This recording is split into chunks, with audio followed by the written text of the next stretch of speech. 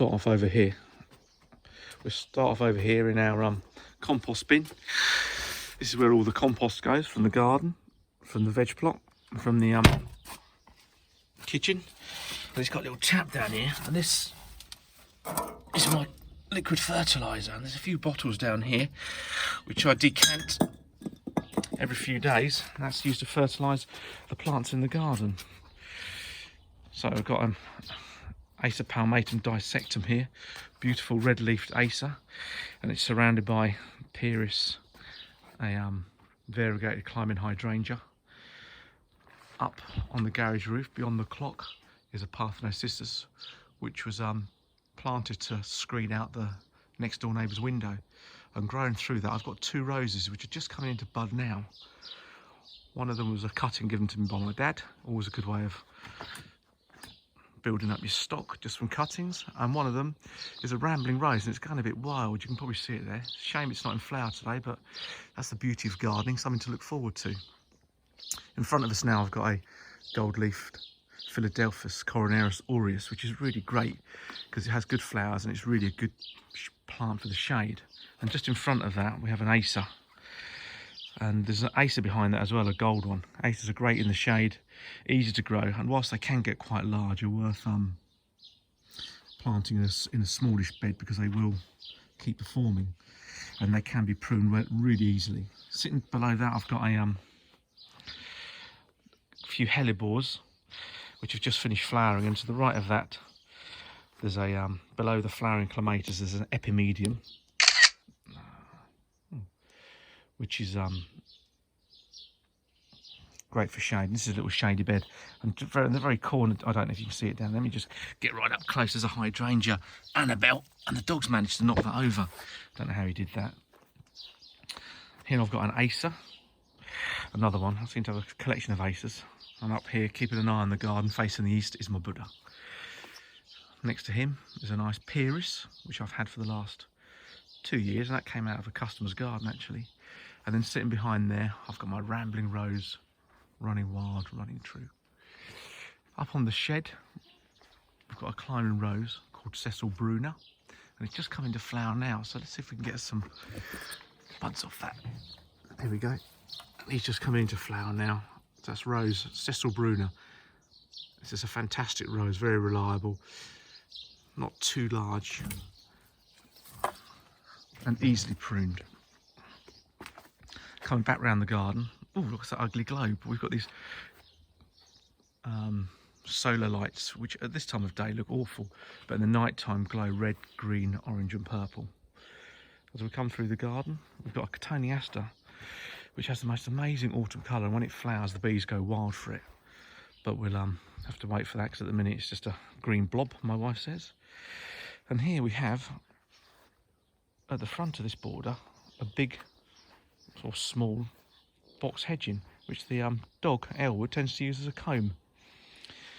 Set into this bed, we've got a few bluebells, some sedums coming up.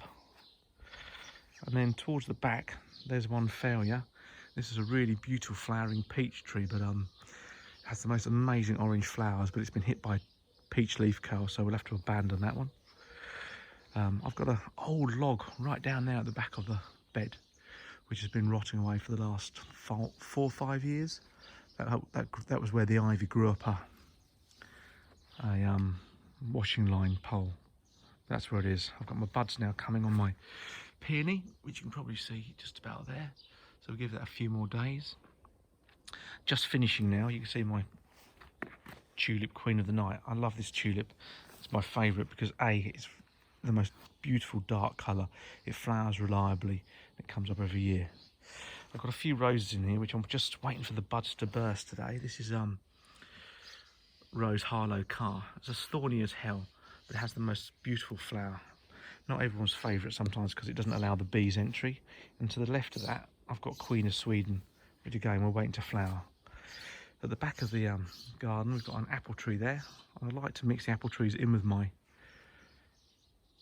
beds and borders because it allows brings great colour when they flower, which is just finished, but also it gives me some fruit in the autumn. Just in front of me here is a rosemary plant. It's when we cook some lamb. It's always a good one. There's another one of the glowing domes.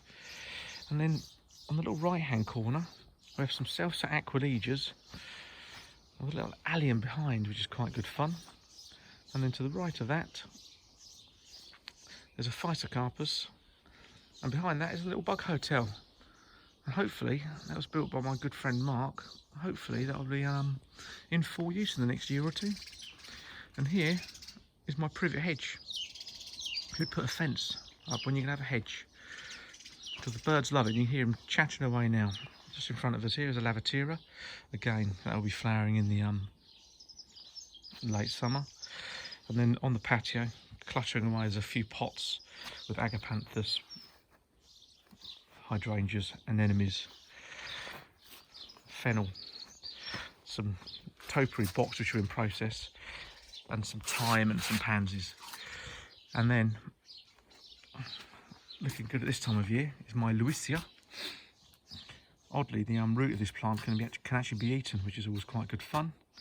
And if we come down, pan down to here, onto the floor, we have got little boxes, old wine boxes, might add, with some parsley going in there. So any old container will do. If you can recycle and upcycle, it makes a big difference.